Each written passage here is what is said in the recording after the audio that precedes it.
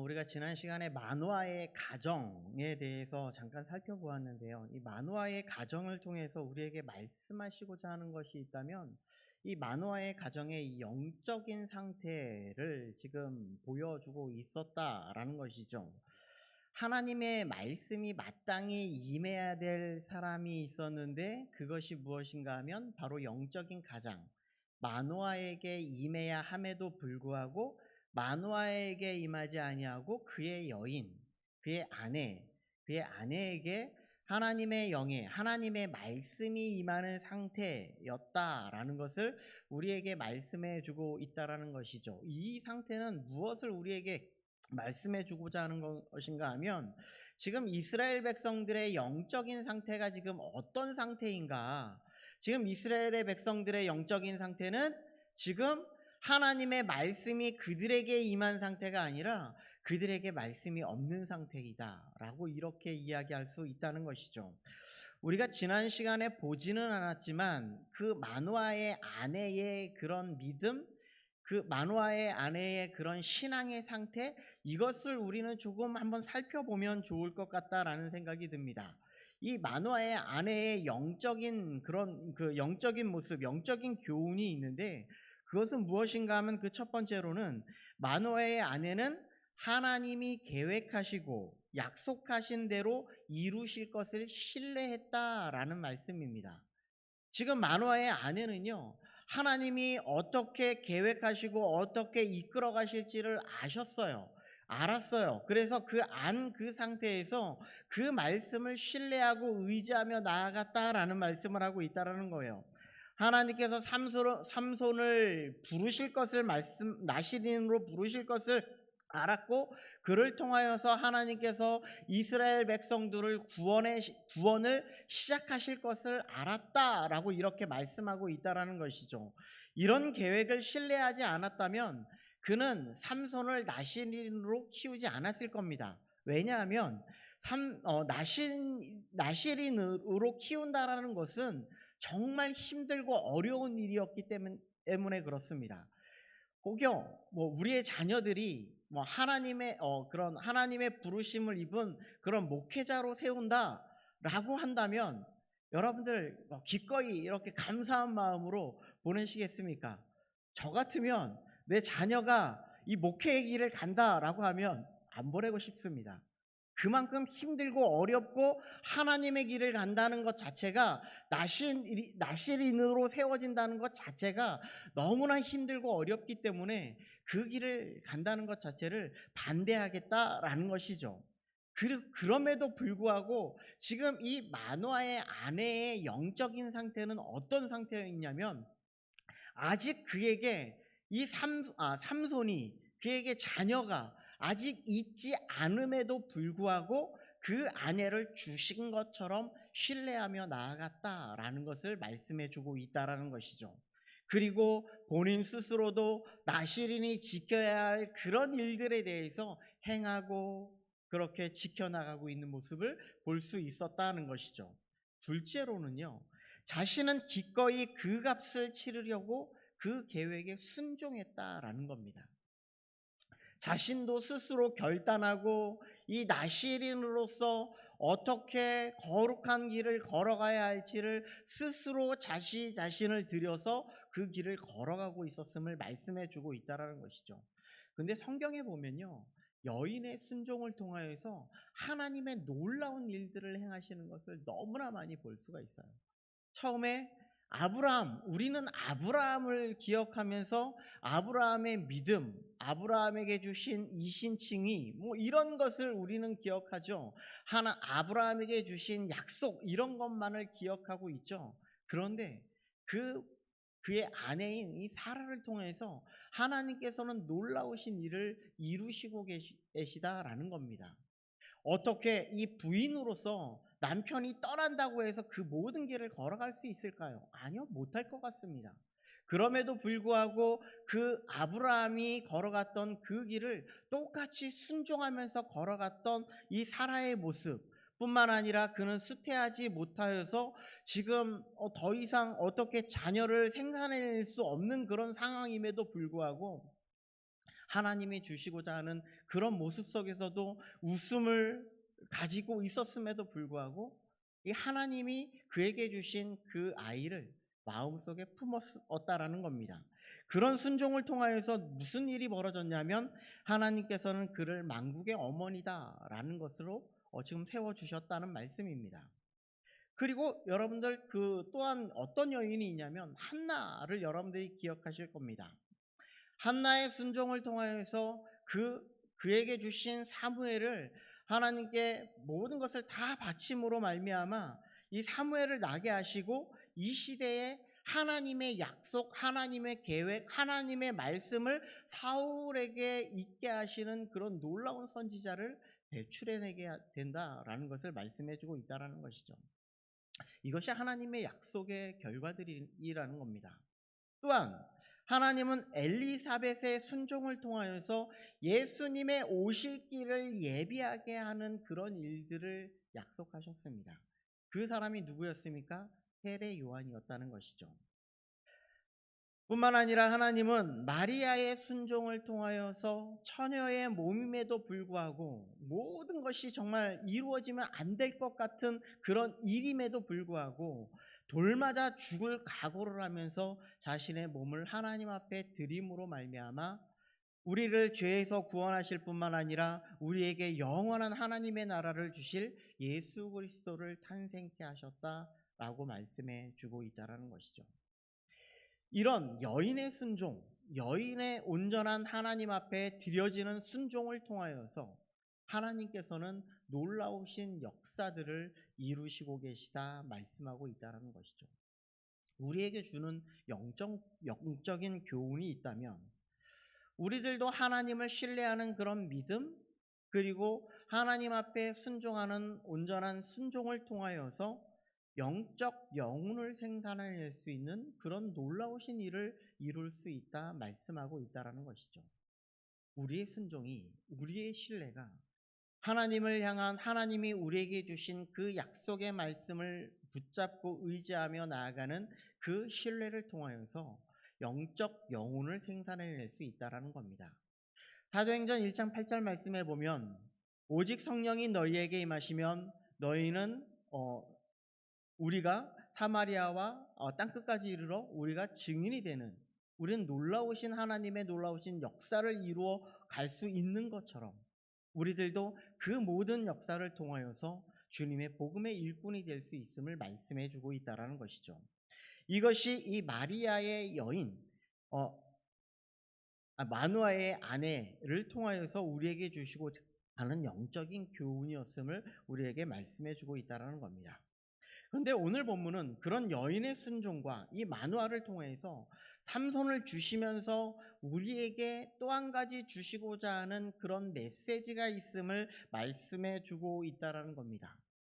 그것이 무엇인지 오늘 말씀을 통해서 한번 살펴보고자 합니다. 혹시 믿음이 무엇인지 아십니까? 믿음 무엇일까요? 믿음. 믿음 다 아시죠? 믿음. 네. 다 압니다.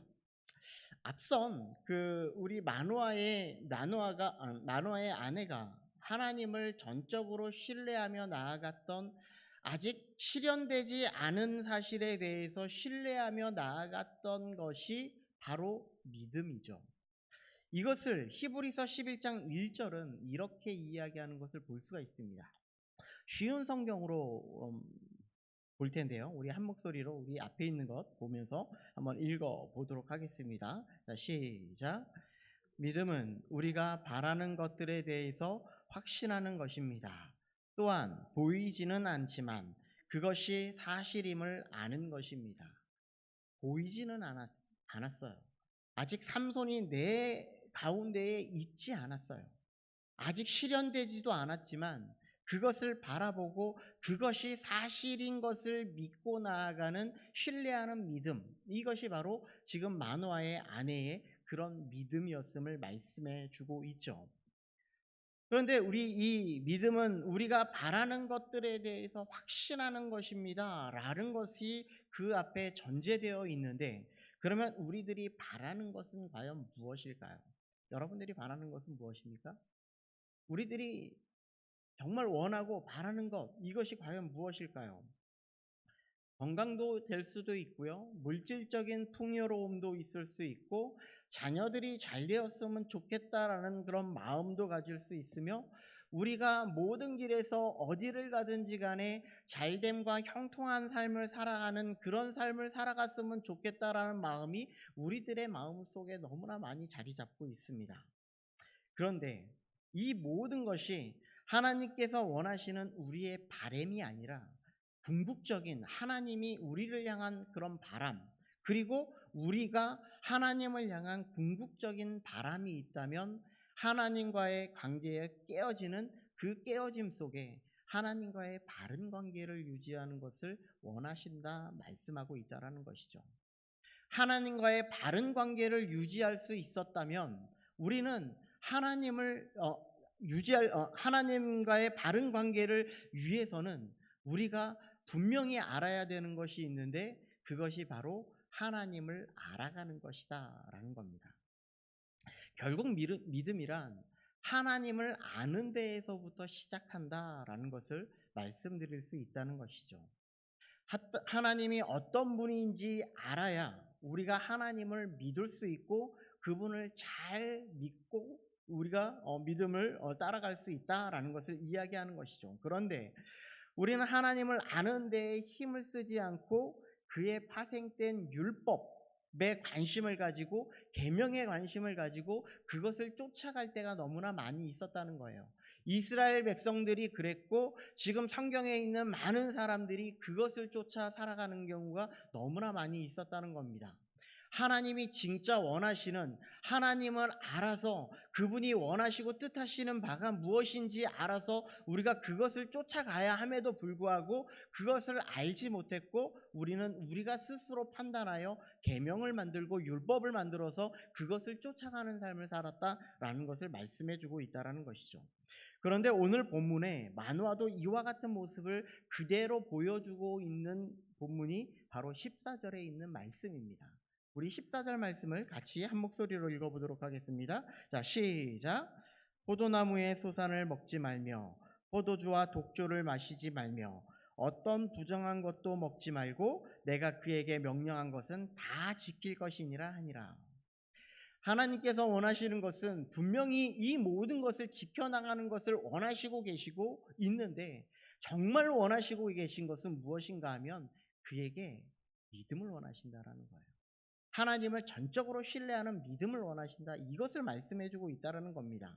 마노아는 자신들이 이 규율을 다 지킬 것입니다, 이것을 말씀하면서 왜 이것이 그에 대한 이런 규칙이었고 그가 하나님에 대한 온전한 믿음을 가지지 못했는지를 한번 살펴보고자 합니다. 자, 우리 15절에 여호와의 사자를 위해서 이 마노아는 하나님 여호와의 사자를 위해서 대접하기를 원하시는데요, 문제는 마노아가 아직까지 그에게 오신 자가 누구인지 몰랐다라는 거예요. 그가 누구인지 몰라요. 자, 15절을 보면요, 마노아가 여호와의 사자에게 말하되 구하옵나니 당신은 우리에게 머물러서 우리가 당신을 위하여 염소 새끼 하나를 준비하게 하소서라고 이렇게 말합니다. 이때 고대 근동 시대를 이렇게 참 돌아보면요, 정말 손님 대접하기를 그냥 지극히 정말 잘 대접하는 것이 이때 당시에 보편화된 문화였습니다.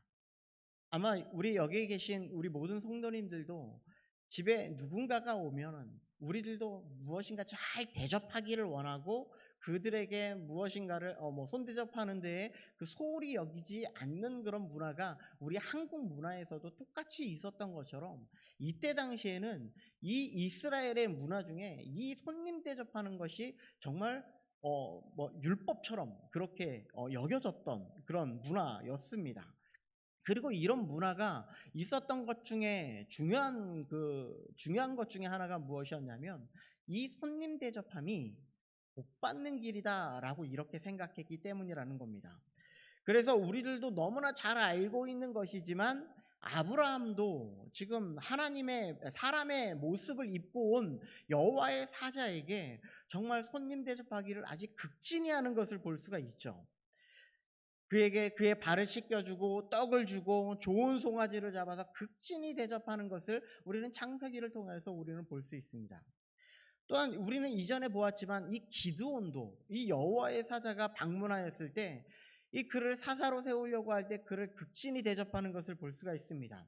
고기를 주고요, 무교병을 주고요, 그리고 국물을 제공하는 것을 볼 수가 있다는 것이죠. 이것이 왜냐하면 그때 당시의 문화였기 때문이었다는 겁니다.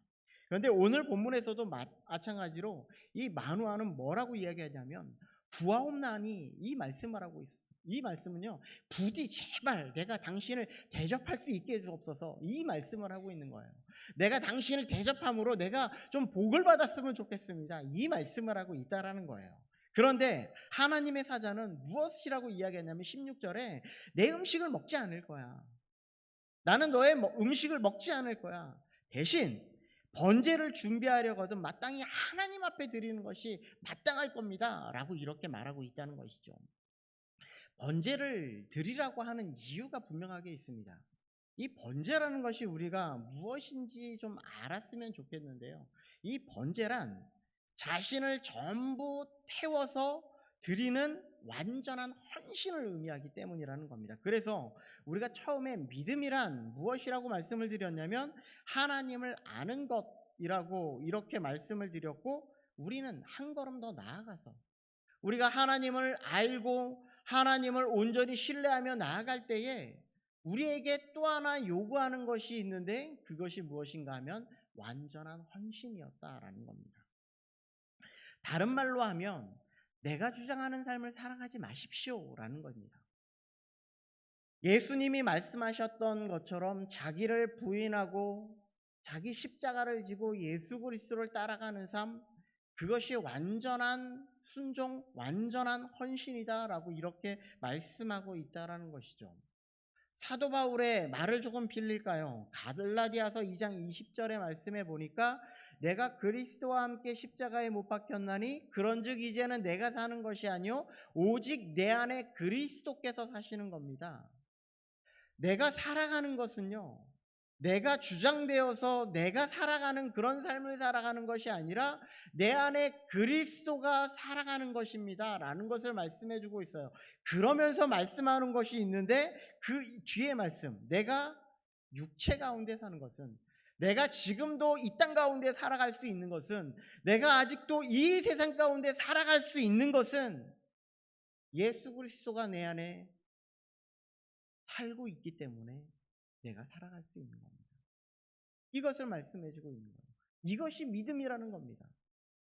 내가 완전히 죽어지고 내 안에 예수 그리스도가 살아가는 것을 믿고 나아갈 때에 내가 이 세상에서 살아가면서 믿음으로 드러내면서 살아가는 삶을 살 수 있다 말씀해주고 있다라는 거예요. 자, 그렇다면 이것은 다시 한번 말씀을 드리면 완전히 내가 죽어지는 완전한 헌신이 내 가운데에 있지 않으면, 내가 죽어지는 그런 삶을 살아가지 않으면 안 됨을 의지하고 말씀하고 있다라는 것이죠. 또 하나 번제를 통하여서 우리에게 말씀해주고자 하는 것이 있는데 바로 감사와 경배입니다. 우리의 믿음은요, 나를 구원하시고 우리를 자유케 하신 하나님께 감사의 삶을 살아가는 것일 뿐만 아니라 그분을 영원토록 즐거워하면서 그분 앞에 예배하고 영광 돌리면서 살아나가는 것을 말씀해 주고 있어요. 우리가 하나님 앞에 예배하는 것, 하나님 앞에 영광 돌리는 것, 하나님의 말씀으로 살아가는 것, 하나님 앞에 기도하면서 살아가는 것, 이것이 하나님이 정말 우리에게 원하시고 하나님이 우리를 통하여서 원하시고 그 길을 걸어가게 하신 그 놀라우신 뜻임을 말씀해 주고 있다는 겁니다. 그리고 번제를 통하여서 말씀하고자 하는 또 다른 측면이 있다면 이 말을 하고 있는 분이 과연 누구이냐라는 겁니다.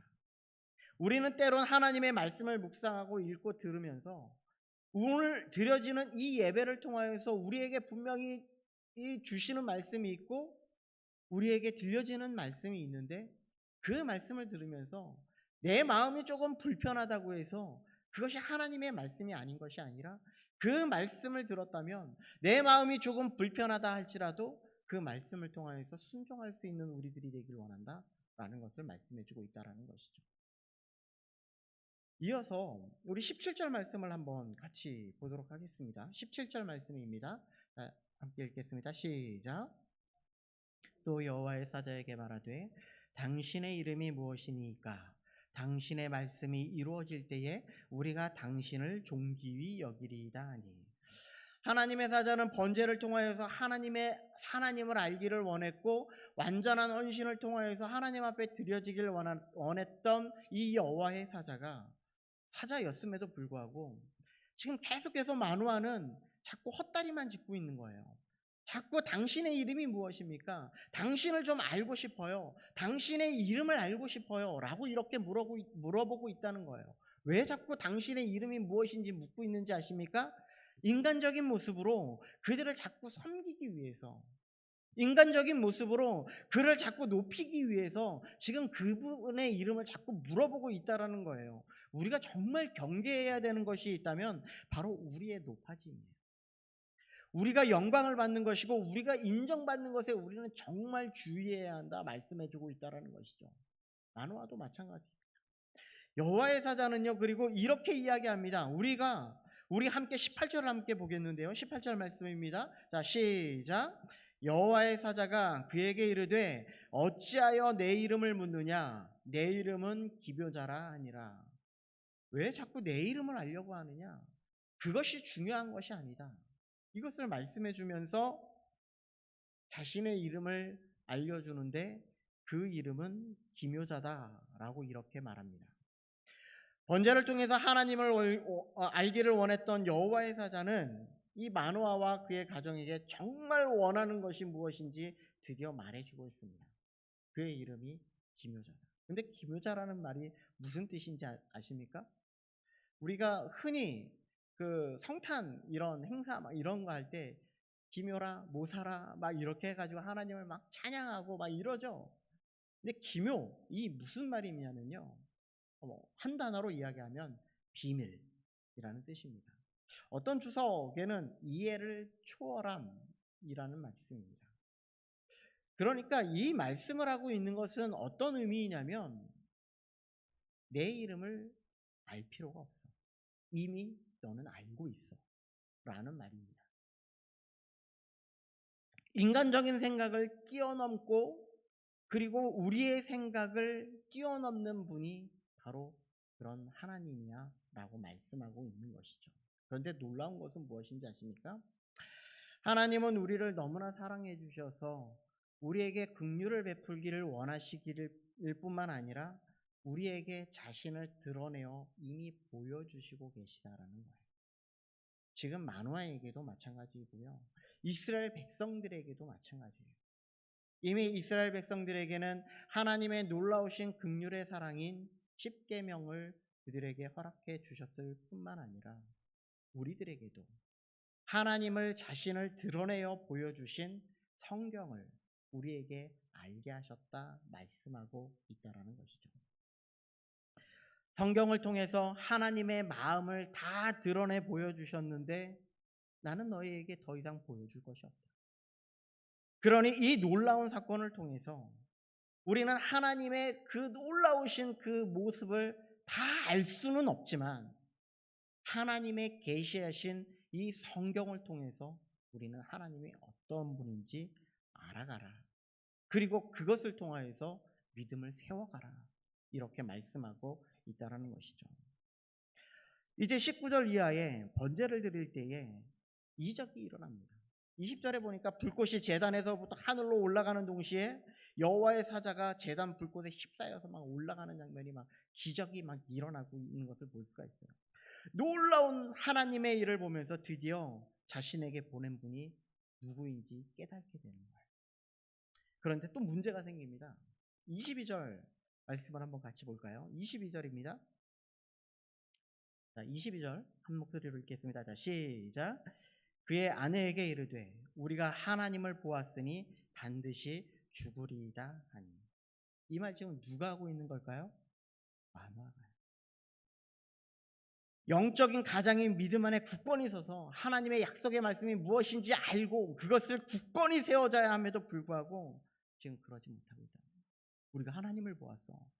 출애굽기에서 말씀하셨던 것처럼 모세가 얘기했던 것처럼 하나님을 본 자는 반드시 죽는다고 얘기했던 것처럼 우리가 이제 죽을 거야. 그런데 23절을 보세요. 23절도 함께 읽어보도록 하겠습니다. 자, 시작. 그의 아내가 그에게 이르되 여호와께서 우리를 죽이려 하셨더라면 우리 손에서 번제와 소제를 받지 아니하셨을 것이요 이 모든 일을 보이지 아니하실 것이며 이제 이런 말씀도 우리에게 이르지 아니하셨으리라 하였더라. 아내는요, 하나님을 진정으로 신뢰했던 그런 분입니다. 우리에게 말씀을 주셨다면 우리가 하나님을 보았다 한들 이 모든 것을 실현하실 분이라는 사실을, 그런 믿음을 보이고 있는 지금 마노아의 아내였다는 것이죠. 때론 이런 생각이 듭니다. 참 남성들이 믿음이 없어요. 그런가요? 참 그런데 저도 참 믿음이 없는 것 같아요. 믿음이 없어요.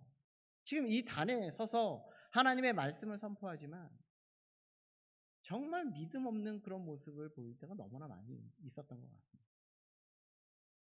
내 안에 감사가 넘치고 하나님께 영광을 돌리는 그런 삶을 살아가야 함에도 불구하고 그러지 못하는 나의 모습을 너무나 자주 보는 것 같아요.